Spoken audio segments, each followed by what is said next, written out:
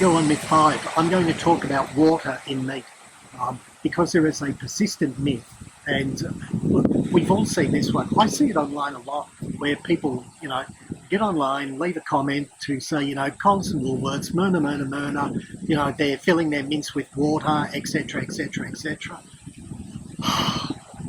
No, they're not. And I think the reasonable adults among us know that this is just childishness.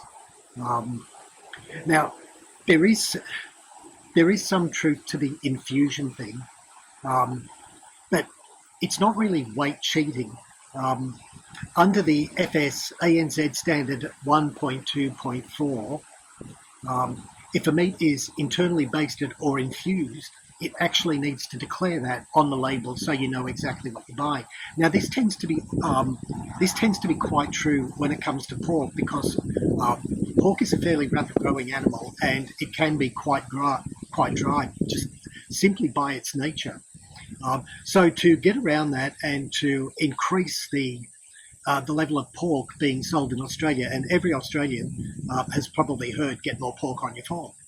Now, the thing is that it's not just a matter of have the supply side. You have to create the demand side for these products.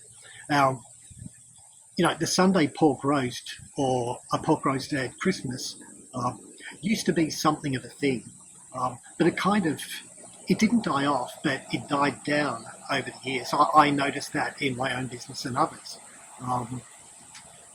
Pork just kind of fell out of favour. But the pork growers, their association, wanted to grow the amount of pork that was being eaten by people, but they recognised the reality that pork can be quite dry. So they came up with an infusion method where they actually infuse the meat. And it's not just water. There are other things in it, and I'll get to that in another video also, where we'll kind of dig more into the science, and I'll actually see if I can make contact with a company that does it. Quite often they don't want to talk about these things, not because they're hiding secrets, but because of commercial realities. And then we've got all sorts of situations. I'll have to stop there. And now I'll restart. I will give Australians this, and I'm being just light-hearted about this. Australians are real sticky beaks. Now, where I am at the moment, you can't see it, but in front of me over there, and we're talking a good 80 to 90 metres away, is actually a little road that runs through the area that I'm in. There is one very, very tiny access road that runs past where I am right now, and it doesn't go anywhere.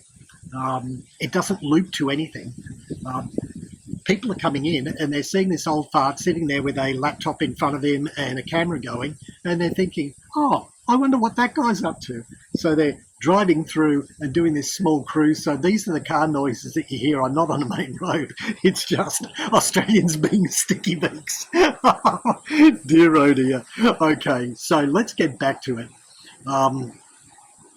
So we've got these infused meats. Now, like anything in any industry, there is a good end, there's a bad end, and there's a middle end to all of this. Infused meats, and I have actually seen this, although I never really sold that kind of meat. I was always in the higher quality end of the market. That is what I preferred to deal with. But that was just a personal preference. Every part of the market needs to be served. You can't just take an average and say, right, we're going to do this for everybody, because it just doesn't work. What about the people on very high incomes and high disposable incomes who can afford what they want? And what about the people who are really pushing it uphill just to get something on the table every week? I'll have to stop again for a second. Must be the wrong time of day. All of a sudden, all the sticky beaks have turned up. Now pork, and particularly the loin, can be on the dry side. That is a distinct possibility. So the best way to grow a product is to make sure that it has a good eating experience and it's done at a reasonable price. So you've got these companies who've gone along, they've had the science developed for them, they know exactly what they're doing. In a lot of cases, they've invested hundreds of thousands through to tens of millions of dollars. In the equipment necessary. It's not some old boy out the back who, is using a hand crank pump to pump pure water in. There's a whole lot that goes into the infusion method. The equipment itself tends to be quite specialized nowadays, and it's designed purely. Yes, it does add some weight, but not nearly as much as you would think. It's not like if you get, let's say, a 1.5 kilo pork loin roast. It's not like half a kilo of that is going to be this so-called water. Yeah, you're probably looking at, if you took it out of the bag, what's actually in that 1.5 kilo roast. You would be talking about grams. That's all you would be talking about. You certainly wouldn't be talking about hundreds of grams, because the muscle itself would actually push a lot of that fluid out. So sometimes when you pick these bags up, you see there's a bit of fluid in the bottom. There are a couple of reasons for that, and they're both, I think, reasonable. The one is, with modern production methods, they infuse the pork and then it goes straight down the line and it's put into a cryovac bag and it's sealed. So as that muscle relaxes, some of the fluid is going to come out, as well as some of the natural fluid that was in the pork itself. So I think that's a reasonable explanation. And the second reason that can happen, if it's not simply that it was pumped and bagged immediately, just can be natural fluid loss through meat, which is natural, you'll find in any sort of wet aging.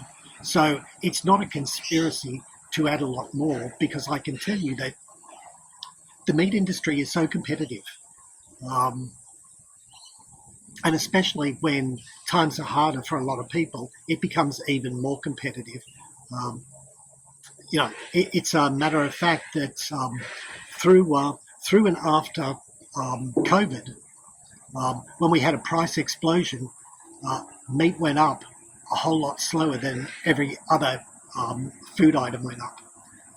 Because we are, as an industry, very, very sensitive to pricing, that if you give people a choice between buying a little bit less meat or going to a cafe for a coffee on Sunday morning and having some food while they're there, they will take the cafe, the caffeine and the meal, and they'll reduce their meat intake. So the meat industry is very aware of this, have been for a long time. And of course, they do a lot of surveys, because the best way to find something out is to talk to your customers. So they do a lot of surveys and they look at a lot of charts to see what's selling, not so much who is selling it, but what is selling in what quantity, always trying to fine tune it and get a little bit right, because any waste the meat industry has is direct loss to somebody, usually the butcher, because we're the last port of call. So the last thing that we want to have is waste, but that doesn't mean that we're going to put shit in a bag and try and pass it on to you. What an awful way to think about another human being when you have no evidence to support it. If you have the evidence, by all means, go to the health department, take them to court, because that's what they deserve. But until you have that evidence, how about, we're here to blow myths, not invent new ones. So I hope that explains that these things are not done with the idea of adding weight so they can get more out of you. It's simply a byproduct of trying to use the product well and give you a product that you're actually going to be satisfied with. Now, I've also seen this in the meat industry, where I've seen these cryovac boxes of beef pieces that have been injected with roast beef flavour. Pardon me. Now, that is typically, not always, but typically, it's coming off cow meat. We eat steers. We do eat cows also, but that tends to be quite a small part of the market. Sorry, I'm getting a little bit dry and hoarse now.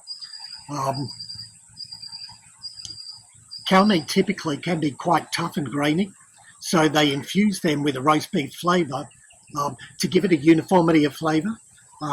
It's also injected with some tenderizing and flavor enhancing, tenderizing, that sort of stuff. But they typically tend to be very cheap pieces of meat, even for the retail customers to buy. So you get what you pay for. The way I see it is, while I don't particularly like it, so I haven't had a lot of personal experience with it. In my businesses, I never needed to sell that kind of meat because my customers didn't want it. Yeah. But if we're talking about delivering cheap and reliable protein to people who actually do need cheap and reliable protein, I don't think that I've seen one credible source that says somebody was poisoned by eating it.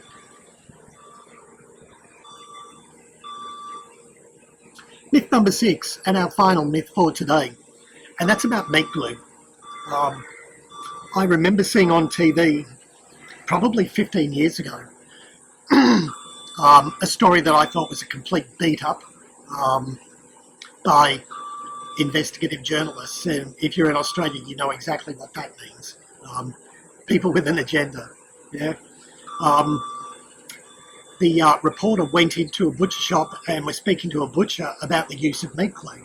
And the butcher gave a demonstration and said, look, we don't do this in this shop. I bought this in because you've called me up and you've asked me to give you a demonstration. So I felt that he made it quite clear that that wasn't something that he would use. But for the purpose of the demonstration, what he actually did was got all little bits and pieces of just trimming that would normally go into mince or sausages. He sprinkled meat glue over it, formed it up, shaped it, and then left it for half an hour, and it came out as a perfect block. That was purely for demonstration purposes only. Now, the thing is that, at least in my experience, and every butcher shop I've walked past, the places that I go and I have a look at their display, it's very, very rare to see a independent retail butcher using meat glue in his shop. It does happen. I just haven't seen it very much. Now, what typically happens is, if you think about the eye fillet, the whole fillet, also called a tenderloin, it's thick at one end and it tapers right down at the other end. Now, let's say you've got the thick end here and you've got the tapered end here. If you take another one and you turn it over, so you've got the thick end here, you now, by putting two of them together at opposite ends, you now have something that's going to be a reasonable thickness all the way through. The thing is, they're two pieces of meat. So if you put meat glue between them, slap the ends on so you've got a straight thickness all the way through, and then you roll it really, really tightly in plastic and leave it to set. When you slice that, it looks like a very uniform, a very perfect round slice, which is favoured by the restaurant trade. So I will say this, that you are more likely to get an eye fillet with meat glue in a restaurant than you are in a typical butcher shop. Not to say there aren't, and I'm not dumping restaurants in it, but that's where the demand is. The people go to a restaurant, they want a nice uniform rib fillet. Of course, the restaurant can't afford to just be cutting 3 or 4 slices off a fillet and using the rest for something else, because fillet's expensive. So they found a way around it, and meat glue was it.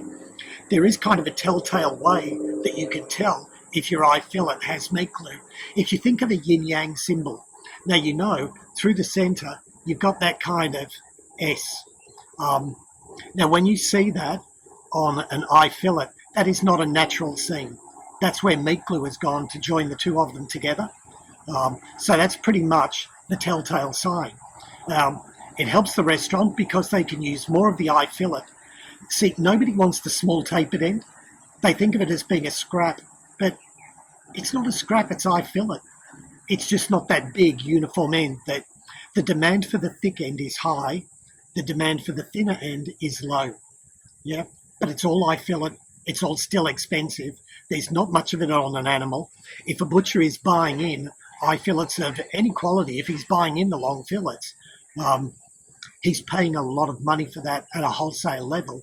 He can't simply just cut 2/3 of it off and put that in something else because he'll lose money. And that's not the purpose of business. Nobody wants to lose money. If you were a butcher in your own butcher shop with hundreds of thousands of dollars on the line, you wouldn't be doing that either. So I think that we have to be adult and realistic about these things. So they're the 6 myths for today. This has gone on a lot longer than I anticipated, but we will be back in future videos, and I'm going to discuss things like cooking is 15 to 20% of the result that you're going to get. 80% of the result comes from the quality and the cut that you choose in the first place, but most people don't know what to look for. So they simply think that, oh, we'll go out and get one of the premium cuts like, a rib fillet or a porterhouse or an eye fillet, and you should be pretty right. That's not always true. As we go along, I'm actually going to teach you the things that I know. So at a glance, you can look at a bit of meat and you can know a lot about it and you can make an informed decision. I hope you've enjoyed this video, and I hope you come back for the next one. My name is Lee, and thank you for staying with me this far.